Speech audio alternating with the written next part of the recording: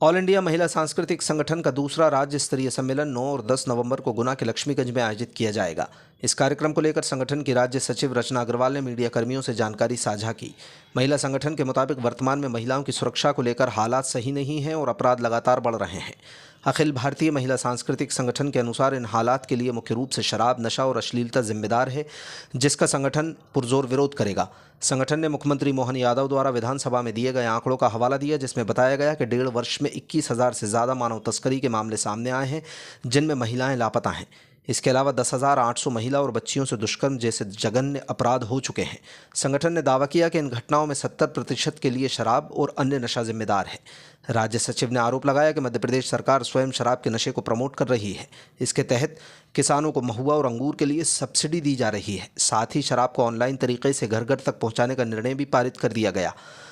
AIMSS ने porn websites के बढ़ते प्रचलन पर भी गहरी चिंता व्यक्त की। सचिव ने कहा कि भोपाल, रीवा जैसे क्षेत्रों में युवा लगातार गंदी फिल्मों के प्रभाव में आकर दुष्कर्म कर रहे हैं।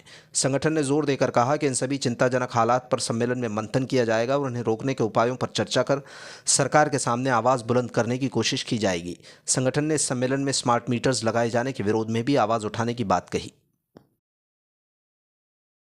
तो आज क्या कार्यक्रम था? जी, मैं रचना अग्रवाल ऑल इंडिया महिला सांस्कृतिक संगठन की मध्य प्रदेश राज्य सचिव हूँ। यहाँ गुना में 9 और 10 नवंबर को द्वितीय राज्य स्तरीय महिला सम्मेलन जो है ऑल इंडिया महिला सांस्कृतिक संगठन के द्वारा आयोजित किया जा रहा है।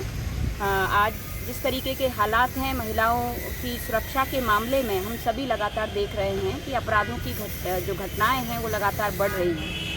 उसके लिए जो जिम्मेदार कारण हैं शराब, नशा, अश्लीलता, उन पर कोई रोक नहीं लगाई जा रही है।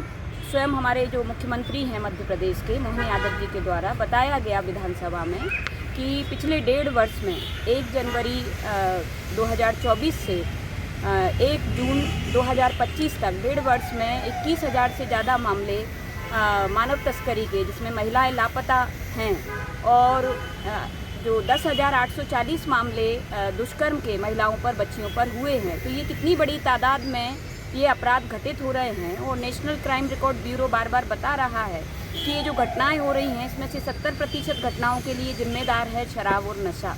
लेकिन उसके बावजूद मध्य प्रदेश सरकार के द्वारा शराब को लगातार बढ़ाने की जो नीति ली जा रही है, और उसमें जिस तरीके से आज शराब की दुकानों को प्रमोट किया जा रहा है, किसानों को सब्सिडी दी जा रही है अंगूर और महुआ के ज़्यादा से ज़्यादा उत्पादन के लिए, और आदिवासियों को बिना लाइसेंस के शराब उत्पादन के लिए छूट दी जा रही है, और ऑनलाइन जो है शराब घर घर में पहुंचाने के लिए भी इसको पारित कर दिया गया है। तो ये जो स्थिति है, इससे शराब दिन दूनी रात चौगुनी बढ़ रही है, नशा बढ़ रहा है, ड्रग्स, स्मैक भी इसमें और ज़्यादा योगदान दे रही है। उसके बाद अगर हम बात करें पोर्न फिल्में, पोर्न साइट्स, अश्लीलता, तो ये जो है स्थिति को और भी भयावह बना रहे हैं, जिसमें हम लोग लगातार ही घटनाओं को देख रहे हैं, चाहे भोपाल हो या रीवा, कि किस तरीके से गंदी फिल्मों के प्रभाव में आकर लोग जो है अपने ही करीबी रिश्तेदार या अपने ही परिवार के लोगों के साथ हो, जैसे रीवा में भाई के द्वारा अपनी 9 वर्षीय बहन के साथ जो है दुष्कर्म कर और उसका गला दबा दिया गया पोर्न फिल्म देखने के बाद। तो ये जो हालात हैं, ये घटनाएँ सैकड़ों की संख्या में हैं जो लगातार अखबारों में प्रकाशित हो रही हैं। इसमें सरकार को जो रोकने के लिए कदम उठाने थे, उसके स्थान पर हम क्या देख रहे हैं कि जो कोर्ट के अंदर हजारों मामले महिलाओं पर दुष्कर्म के, अपराध के लंबित हैं। इसी तरीके से राज्य महिला आयोग में पिछले 6 वर्ष से कोई भर्ती नहीं हुई है। ये जो स्थिति है, मतलब प्रशासन के द्वारा जो संवेदनशीलता दिखाई जानी चाहिए, जिस तरीके से शराब और अश्लीलता पर रोक लगाई जानी चाहिए, ये चीज़ नहीं हो रही है। और इसी के खिलाफ महिला सांस्कृतिक संगठन जो है ये द्वितीय राज्य स्तरीय महिला सम्मेलन आयोजित कर रहा है।